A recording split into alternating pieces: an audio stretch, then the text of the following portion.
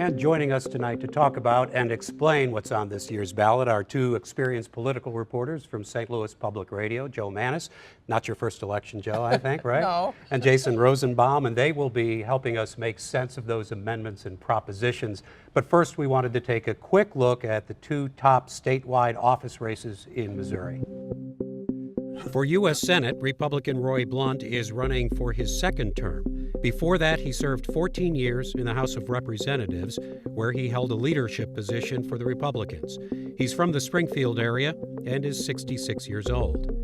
His challenger is Democrat Jason Kander. He's 35 and is finishing his first term as Missouri Secretary of State.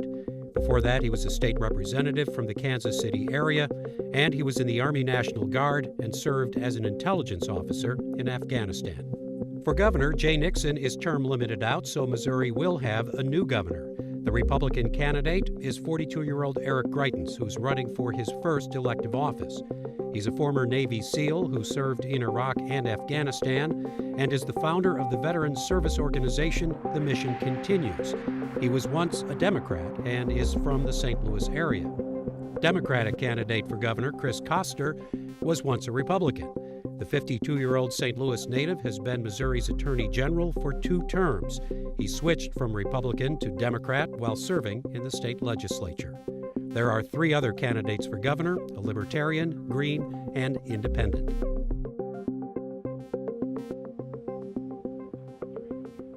So both the governor's race, Senate race, according to the polls, pretty close. But let's talk Senate, because this year, anything that might affect the balance of power in the U.S. Senate is going to be watched closely. We have both Missouri and Illinois with Republican incumbents who are challenged, really challenged this year. There's about 6 Senate races across the country that will likely determine where the Senate goes, Democratic, or if it stays Republican.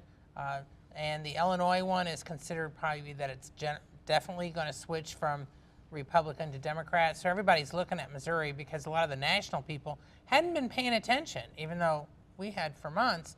And it's a very tight race between Kander and Blunt. Blunt has not gotten as much support as Donald Trump has gotten. There's some Trump people who don't like him for various reasons.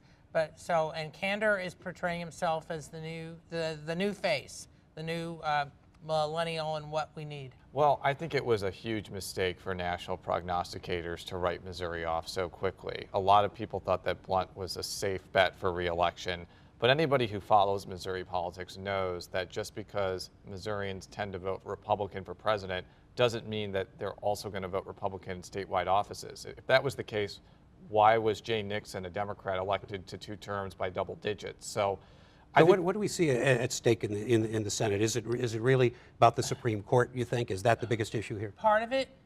Missouri's one of about 6 races across the country that will likely determine whether the Supreme Court stays Republican or turns Democrat. And the Supreme Court is among the key issues that both sides are using. The social conservatives in particular see the Supreme Court as the way to outlaw abortion, go back on same-sex marriage, and some other things that are very important to them. Naturally, progressives don't want any of that to happen. And if Hillary Clinton happens to be elected president, if she does not have a Democratic Senate. And that's possible because the American voters have done that fairly often. She will likely, I mean, the way the Democrats see it, she probably won't be able to do hardly anything.